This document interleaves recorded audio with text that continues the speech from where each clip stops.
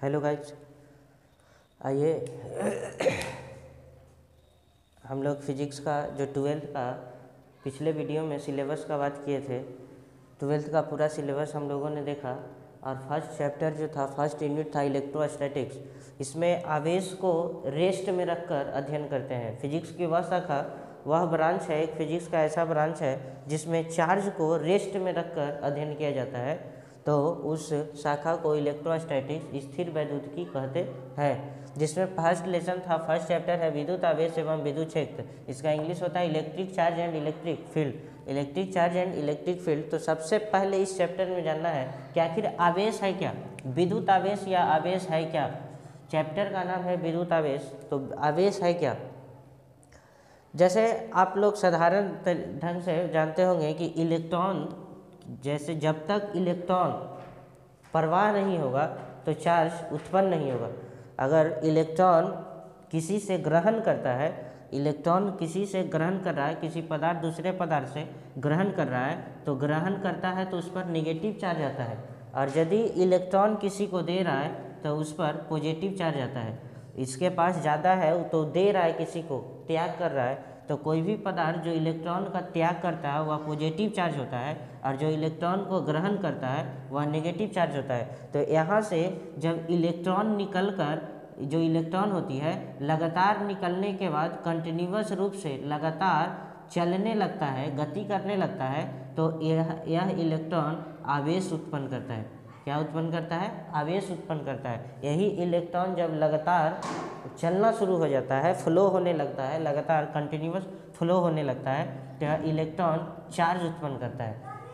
इसलिए कहते भी हैं कि इलेक्ट्रॉन के सतत प्रवाह को आवेश कहते हैं। और यही आवेश जब आगे हम लोग पढ़ेंगे कि यह जो आवेश होती है, आवेश जब लगातार चलने लगता है, कंटिन्यूअस फ्लो होने लगता है, तो यह आवेश विद्युत धारा का रूप धर लेता है। जहाँ हम लोग ऐसे भी जानते हैं सीधा कि इलेक्ट्रॉन के सतत प्रवाह को विद्युत धारा कहते हैं, क्योंकि जो इलेक्ट्रॉन होती है सतत प्रवाह होती है तो आवेश बनाता है, और आवेश जब सतत प्रवाह होने लगता है तो वह विद्युत धारा बनाता है। तो इलेक्ट्रॉन लिखे हैं कि इलेक्ट्रॉन के सतत प्रवाह को आवेश कहते हैं। या दूसरी भाषा में कि जहाँ यहाँ लिखा हुआ है कि आवेश किसी पदार्थ का वह गुण है जिसकी सहायता से किसी बिंदु पर विद्युत क्षेत्र या चुंबकीय क्षेत्र का अनुभव प्राप्त होता है। जिसके पास, मतलब कि चार्ज होगा, किसी बॉडी के पास चार्ज है, इसके पास चार्ज है, अब वह चार्ज प्लस हो या माइनस, इससे मतलब नहीं है।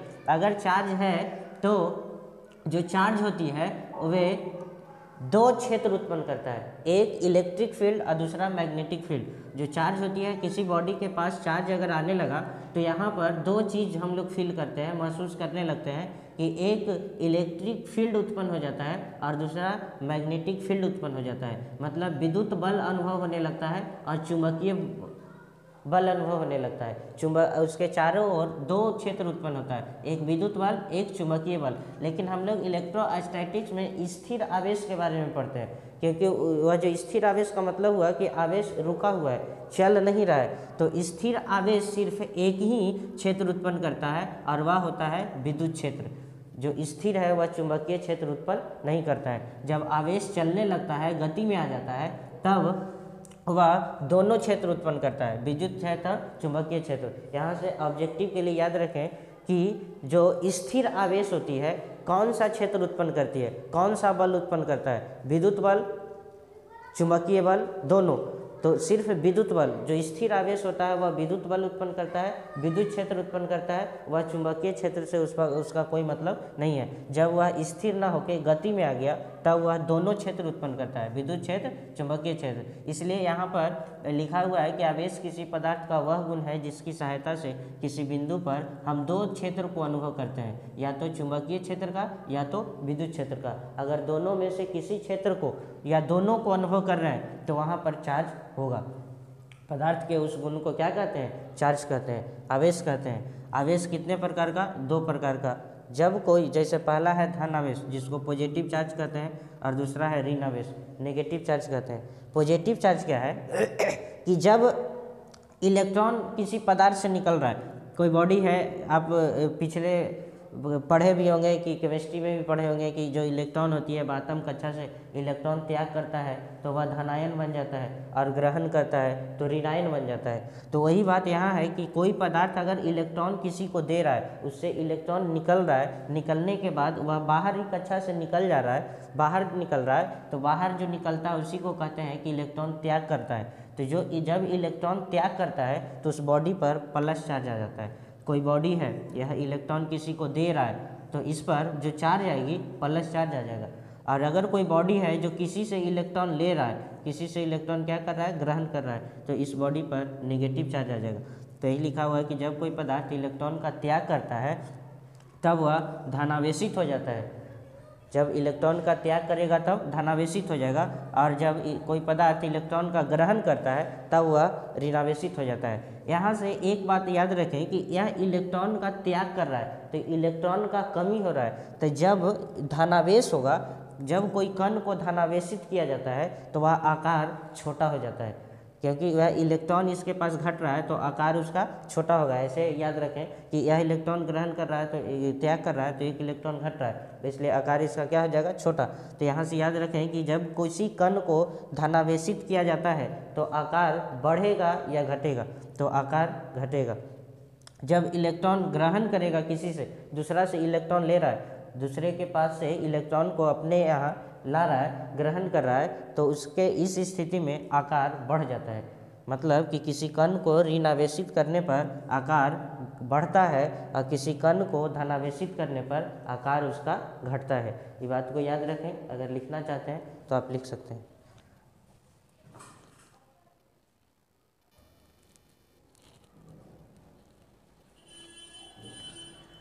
इसके बाद देखते हैं आवेश का। जो आवेश होता है, चार्ज होता है, इसको Q से सूचित करते हैं। कहीं Q लिखा रहे तो हम समझेंगे कि वहाँ पर आवेश है। इस चैप्टर में बात हो रही है, कहीं पर लिखा रहे का मतलब नहीं। इस चैप्टर में Q अगर है तो Q का मतलब समझेंगे आवेश। आवेश को Q से सूचित करते हैं। आवेश का एसआई मात्रक कूलम होता है। आवेश का एसआई मात्रक क्या होता है, कूलम होता है। ये जो एसआई मात्रक होता है कूलम होता है। और सीजीएस मात्रक, जो मात्रक की पत्ती है वह पढ़े होंगे 11th क्लास में, 9th क्लास में, कि एक सीजीएस होता है, एमकेएस होता है, एफपीएस होता है, और एक एसआई होता है जो सिस्टम ऑफ इंटरनेशनल होती है। तो जो सिस्टम ऑफ इंटरनेशनल है, एसआई मात्रक है, वह आवेश का कूलम होता है। और सीजीएस मात्रक, यहाँ दो प्रकार से इसको हम सीजीएस मात्रक, सीजीएस में दो तरीका से मापते हैं। पहला है स्टैट कूलम और दूसरा है अब्सोल्यूट कूलम। स्टैट कूलम को इलेक्ट्रोस्टैटिक यूनिट इसको मापा जाता है, और जो अब्सोल्यूट कूलम होती है उसको इलेक्ट्रोमैग्नेटिक यूनिट में मापते हैं।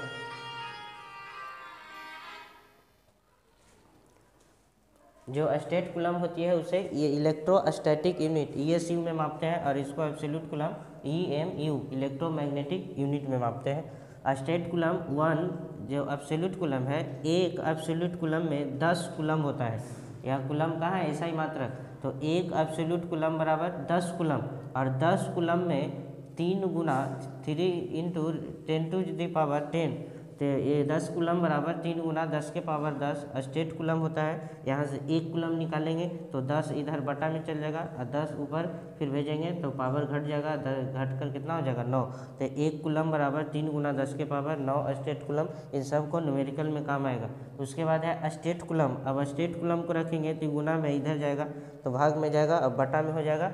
हम पावर को प्लस में है, इसको ऊपर भेजेंगे तो हो जाएगा माइनस में। तो यहाँ से आया कि 1 स्टेट कूलम बराबर 1/3 इंटू 10⁻⁹ कूलम। इन सभी का काम न्यूमेरिकल बनाते समय हम सब का उपयोग करेंगे। तो इसमें आवेश का एसआई मात्रक कूलम होता है। आवेश का एसआई मात्रक कूलम होता है, Q से सूचित करते हैं। सीजीएस मात्रक कितने, 2 स्टेट कूलम, एब्सोल्यूट कूलम। एक एब्सोल्यूट कूलम बराबर 10 coulomb, 1 absolute coulomb equal to 10 coulomb. 10 coulomb जो होती है एक एब्सोल्यूट कूलम के बराबर होता है, और 10 कूलम 3 गुने 10⁻10 स्टेट कूलम के बराबर होता है। यहाँ से 1 कूलम निकाले तो 10 बटा में गया, ऊपर घट के 1 घट गया, तो 10 में से 1 9 बचा। तो यहाँ से 1 कूलम बराबर 3 गुना 10⁻9 स्टेट कूलम। यहाँ से फिर निकाले तो इसको अब ये स्टेट कूलम को निकाले तो यहाँ जाएगा बटा में, तो यह जाएगा। और उसके बाद हो जाएगा 1 स्टेट कूलम बराबर 1/3 गुना 10⁻9 कूलम। इतना बातें आप अच्छी तरीके से समझ गए होंगे। इसके बाद हम लोग अब देखते हैं आवेश का गुण। आवेश का गुण अभी जो बताएं आप समझ गए होंगे। आवेश का दो मात्रक, जो सीरियस मात्रक होती है, दो होती है, एक स्टेट कूलम, एक एब्सोल्यूट कूलम। इसके बाद है आवेश का गुण। आवेश का जो कैसा, आवेश के पास क्या गुण है, क्या विशेषता है, इसके बारे में। तो सबसे पहले आवेश एक अदिश राशि है। आप सदिश राशि और अदिश राशि के बारे में अच्छी तरह जानते हैं कि जिसको व्यक्त करने के लिए परिमाण और दिशा दोनों की आवश्यकता होती है उसे सदिश राशि कहते हैं, और जिसको व्यक्त करने के लिए सिर्फ परिमाण की आवश्यकता होती है उसको अदिश राशि कहा जाता है। तो आवेश एक कैसा राशि है? अदिश राशि है। उसके बाद है दूसरा पॉइंट में है कि सजातीय आवेश के बीच विकर्षण और विजातीय आवेशों के बीच क्या होता है? आकर्षण का गुण होता है। मतलब कि समान प्रकार का आवेश है, प्लस है, प्लस क्यू है, और Q1 है, एक प्लस Q2 है।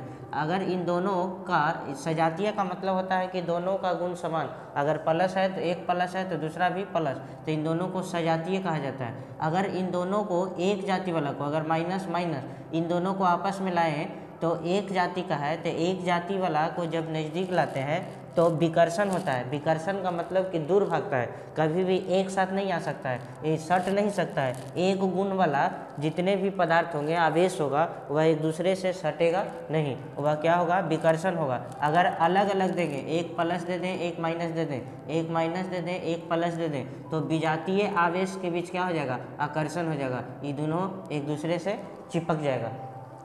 एक जाति का सजातीय का मतलब दोनों एक ही जात, मतलब दोनों एक ही प्रकार का गुण। जैसे बॉय है, सजातीय का मतलब, अगर इसमें कन्फ्यूजन रहता है कि बहुत से लोगों को बार बार समझ में नहीं आता, वो कन्फ्यूज रहते हैं कि सजातीय आवेशों के बीच आकर्षण की विकर्षण, तो कन्फ्यूज हो जाते हैं। तो याद रखें कि सजातीय का मतलब एक बॉय है, दूसरा बॉय है, एक लड़का है, दूसरा लड़का है, ये दोनों समान जाति का है। अगर ये दोनों को आपस में टकराएंगे तो सटेगा कि दूर भागेगा? दूर भागेगा। लेकिन जैसे ही एक को विजातीय कर दें, मतलब एक को पलट दें, तो यह दोनों अलग अलग जाति का बन गया, अब यह विजातीय हो गया। तो अब अगर इन दोनों को क्या करेंगे, अगर करेंगे तो दूर भागेगा कि सट जाएगा? तो इस स्थिति में सट जाएगा। तो विजातीय आवेशों के बीच, इन दोनों के बीच क्या होगा? आकर्षण होगा। और अगर दोनों को एक कर दें, इसको अगर वही कर दें, फिर सजातीय हो गया। तो अगर इन दोनों को सटाएंगे तो कभी नहीं सटेगा, विकर्षण हो जाएगा, भाग जाएगा। मतलब कि सजातीय आवेश कभी भी एक दूसरे से सट नहीं सकता है, और विजातीय आवेश एक दूसरे से सट जाएगा। तो सजातीय आवेश के बीच विकर्षण होता है और विजातीय आवेशों के बीच आकर्षण होती है। दोनों अलग अलग रहेगा तो सट जाएगा, और अगर दोनों सेम रहेगा तो कभी नहीं सटेगा। तो ऐसे ही याद रखें, अगर भूल जाते हैं बार बार तो तीसरा है आवेश संरक्षण सिद्धांत के नियम का पालन करता है। संरक्षण सिद्धांत का नियम क्या होता है कि आवेश को संरक्षण सिद्धांत आवेश को न तो उत्पन्न किया जा सकता है और न ही नष्ट किया जा सकता है। संरक्षण सिद्धांत नियम यही कहता है कि इसको न हम उत्पन्न कर सकते हैं, न ही नष्ट कर सकते हैं, बल्कि एक रूप से दूसरे रूप में क्या इसको कर सकते हैं? तो बदल सकते हैं। आवेशों को चेंजिंग कर सकते हैं, डायरेक्ट उत्पन्न या नष्ट नहीं कर सकते। जहाँ पर आवेश नहीं है, हम चाहकर कितनों कोशिश कर लेंगे तो अचानक वहाँ पर आवेश नहीं आ जाएगा। कहीं आवेश है, बैटरी है आपके पास, चार्ज है, बैटरी फुल चार्ज है, जब तक उसको हम कहीं उपयोग नहीं करेंगे तब तक वो ख़त्म नहीं होगा। मतलब वो आवेश रूपांतरण होगा किसी न किसी में। बैटरी फुल्ली चार्ज है, हम उसको चाहें कि बस उसको ऐसे ही डिस्चार्ज कर दें, तो जब तक उसको किसी दूसरे चीज़ में परिवर्तन नहीं करेंगे, खपत नहीं करेंगे, तब तक वो ख़त्म नहीं होगा। तो आवेश ना कभी ख़त्म होता है, ना ही उसको हम बना सकते हैं। जब तक आवेश को सिर्फ एक रूप से दूसरे रूप में बदला जा सकता है, उसको ख़त्म या बना हम लोग नहीं सकते हैं। आवेश किसी वस्तु के वेग पर निर्भर नहीं करता है। आवेश वेग पर निर्भर नहीं करता है, मतलब उसके स्पीड को बढ़ा दें तो आवेश में कोई परिवर्तन नहीं होगा, स्पीड को घटा दें तो कोई परिवर्तन नहीं होगा। 12 वोल्ट का बैटरी है मेरे पास, ऐसा थोड़ी है कि उसको अगर गति में कर देंगे तो 12 वोल्ट से ज़्यादा वोल्ट बन जाएगा, नहीं बनेगा। उसको रख देंगे तो 12 वोल्ट से 9 वोल्ट बन जाएगा, ऐसा नहीं होता है। तो जिसके पास जितना आवेश है वह कभी भी वेग पर निर्भर नहीं करता है। आवेश का क्वांटमीकरण क्या है?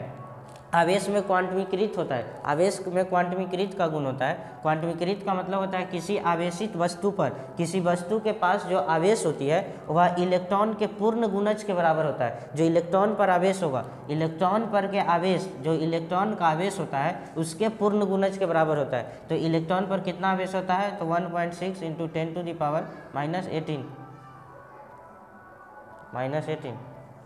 10⁻⁻18 -19 कूलम।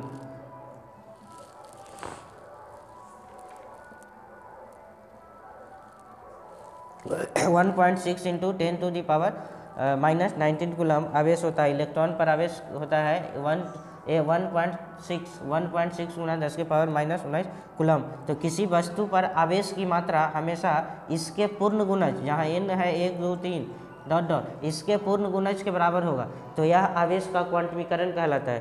पूर्ण गुणज का मतलब हुआ कि जो किसी वस्तु पर आवेश होगा वह बटा में नहीं होगा, पॉइंट में नहीं होगा, जो भी होगा यह इलेक्ट्रॉन के आवेश के पूर्ण गुणज का बराबर होगा। इस पर क्वेश्चन कराएंगे तो आप समझ जाएंगे आसानी से। इस पर हम क्वेश्चन एक कराते हैं कि क्या है आवेश का क्वांटमीकरण, लेकिन यहाँ पर देखें कि आवेश में क्वांटमीकरण का गुण होता है। छठा पॉइंट है कि द्रव्यमान रहित वस्तु पर आवेश संभव नहीं है। मतलब कि जिस वस्तु पर द्रव्यमान है ही नहीं तो क्या उस पर आवेश हो सकता है या नहीं। तो जिस वस्तु पर द्रव्यमान ही नहीं है, द्रव्यमान ही 0 है, तो उस वस्तु पर आवेश संभव नहीं होता है। जैसे फोटॉन, याद रखें फोटॉन एक द्रव्यमान रहित कण है। जो प्रकाश की जो कण होती है उसको फोटॉन कहते हैं। बहुत सारे फोटॉन मिलकर प्रकाश बनता है, लाइट बनता है। तो फोटॉन द्रव्यमान रहित वस्तु होता है, इस पर कोई आवेश संभव नहीं है। तो द्रव्यमान रहित वस्तु पर आवेश संभव नहीं है। वह कौन सा है कण, तो फोटॉन। अब यहाँ है आवेश का क्वांटमीकरण। चलते हैं आवेश का क्वांटमीकरण की ओर कि क्या है। Q बराबर याद रखें ±Ne, जहाँ N 1 2 3 E इलेक्ट्रॉन पर आवेश, इलेक्ट्रॉन पर आवेश कितना होता है 1.6 गुना 10⁻⁻19 कूलम। 1.6 × 10⁻⁻19 कूलम। किसी वस्तु पर चेक करना है कि क्या 4.8 ×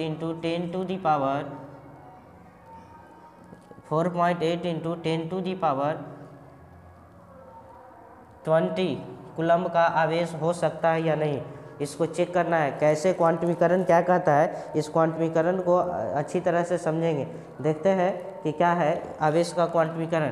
तो किसी वस्तु पर कितना आवेश है 4.8 × 10⁻20 कूलम। कितना है 4.8 × 10⁻20 कूलम। मतलब Q का मान दिया हुआ है क्वेश्चन में कि 4.8 × 10⁻20 कूलम। तो हम चेक करना है कि इस पर आवेश संभव है या नहीं है। अगर संभव होगा, क्वांटमीकरण क्या है यहाँ से समझ ले आसानी से। तो हम Q बराबर जानते हैं ±Ne। तो यहाँ बनाते समय ±Ne ना भी लिखें तो कोई दिक्कत नहीं है। Q बराबर Ne, तो Q का मान दिया है 4.8 × 10⁻20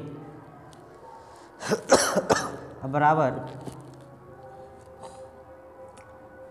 इसको माइनस में कर लें तो हो जाएगा Ne,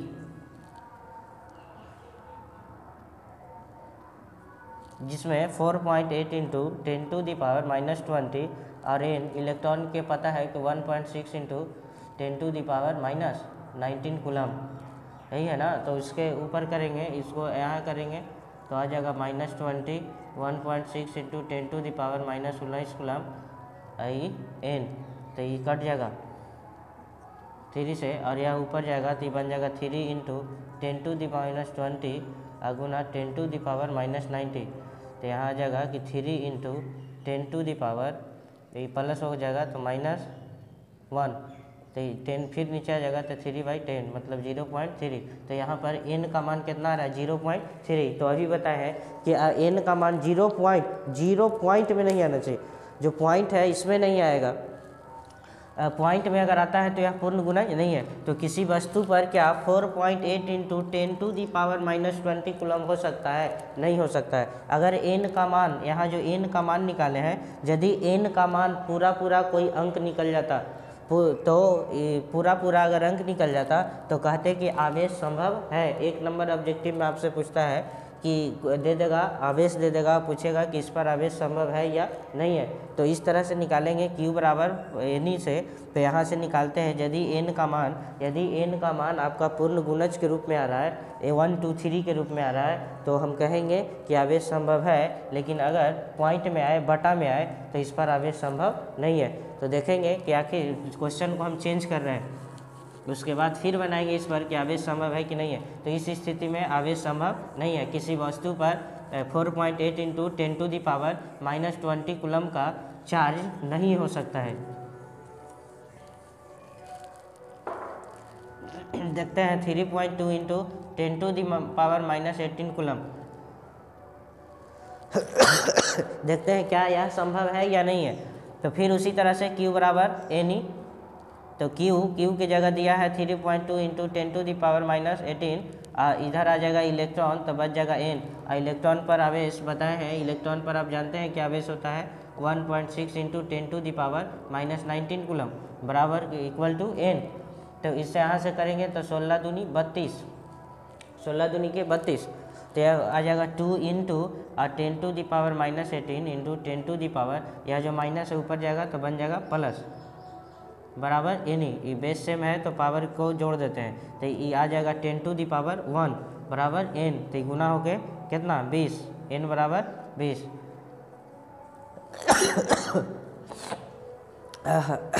N बराबर 20। तो N बराबर जो इस टाइम इस क्वेश्चन में जो N का वैल्यू आया है पूर्ण गुणज के रूप में आ रहा है, पूरा अंक है। तो इस स्थिति में बताइए आवेश संभव है या नहीं। तो आवेश संभव है।